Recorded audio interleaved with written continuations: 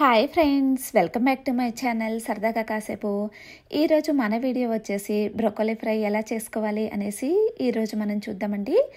ఇలా చేశారంటే ఎంతో టేస్టీగా ఉంటుందండి. ఎన్నో ఆరోగ్య ప్రయోజనాలతో నిండిన ఈ బ్రోకలీని చక్కగా మనం ఇలాగ ఫ్రై చేసుకున్నాం అనుకోండి, చాలా టేస్టీగా ఉంటుంది.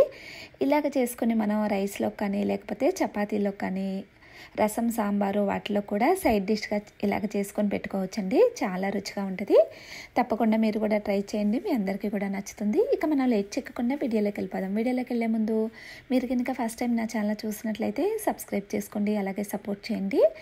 ఇక్కడ నేను బ్రోకలీని తీసుకుని దాన్ని ఇలాగ చిన్న చిన్న పీసులుగా తీసుకున్నానండి.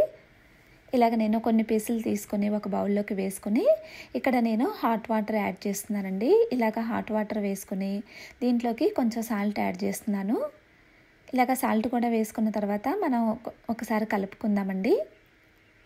ఇలాగ చేసుకోవటం వల్ల ఈ బ్రోకలీలోని ఉన్న డస్ట్ మొత్తం కూడా రిమూవ్ అయిపోతుందండి. ఈ వాటర్లో వేసుకున్న తర్వాత మనం ఒక 10 మినిట్స్ వరకు అలాగ వదిలేసి ఉంచుతామండి. ఇలాగ ఒక సైడ్కి పెట్టేసుకొని ఉంచుకుందాము. ఇప్పుడు స్టవ్ ఆన్ చేసుకొని ఒక ప్యాన్ పెట్టేసి దీంట్లోకి ఒక గరిటెడు వరకు కూడా ఆయిల్ వేసుకుందామండి. ఆయిల్ కొంచెం హీట్ వచ్చిన తర్వాత నేను ఒక 5-6 వరకు కూడా వెల్లుల్లిని తీసుకొని వాటిని ఇలాగా చిన్న చిన్న పీసులుగా కట్ చేసుకున్నానండి. ఫ్రై చేసుకుందాము. ఇక ఇప్పుడు ఇక్కడ నేను ఒక మీడియం సైజ్ ఒక ఆనియన్ తీసుకుని చిన్న ముక్కలుగా కట్ చేశానండి. ఈ ఆనియన్ ముక్కలు కూడా వేసుకొని ఒకసారి కలిపేసి లో ఫ్లేమ్లోనే ఉంచుకొని మనం కొంచెంసేపు ఫ్రై చేసుకుందాము. ఇలా ఒక టొమాటోని తీసుకుని చిన్న ముక్కలుగా కట్ చేసుకొని పెట్టుకున్నానండి. కట్ చేసి పెట్టుకున్న ఈ టొమాటో ముక్కలు వేసుకొని మరొకసారి మనం మొత్తం కూడా కలుపుకొని లో ఫ్లేమ్లోనే ఉంచుకొని కొంచెంసేపు మనం ఫ్రై చేసుకుందామండి. చాలా సింపుల్గా ఈజీగా చేసుకోవచ్చండి ఈ బ్రోకలీ ఫ్రైని.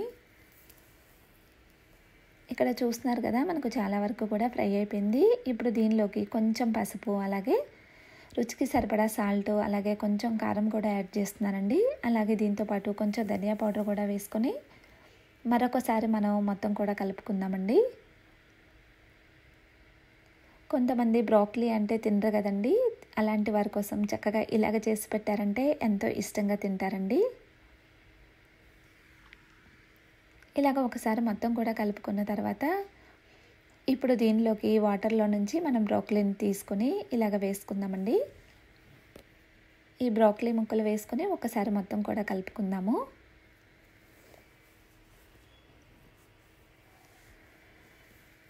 కలుపుకొని లో ఫ్లేమ్లోనే ఉంచుకొని మనం ఫ్రై చేసుకుందామండి. ఇక్కడ మనం మూత పెట్టేసుకొని ఈ బ్రోకలీని మనం ఫ్రై చేసుకుందాము. కొంచెంసేపు ఫ్రై అయిపోయిన తర్వాత ఇప్పుడు మరొకసారి మనం మూత తీసుకొని చూసుకుందాము. ఇక్కడ మనకు ఒక 50% వరకు కూడా ఈ బ్రోకలీ ఫ్రై అయిపోయిందండి.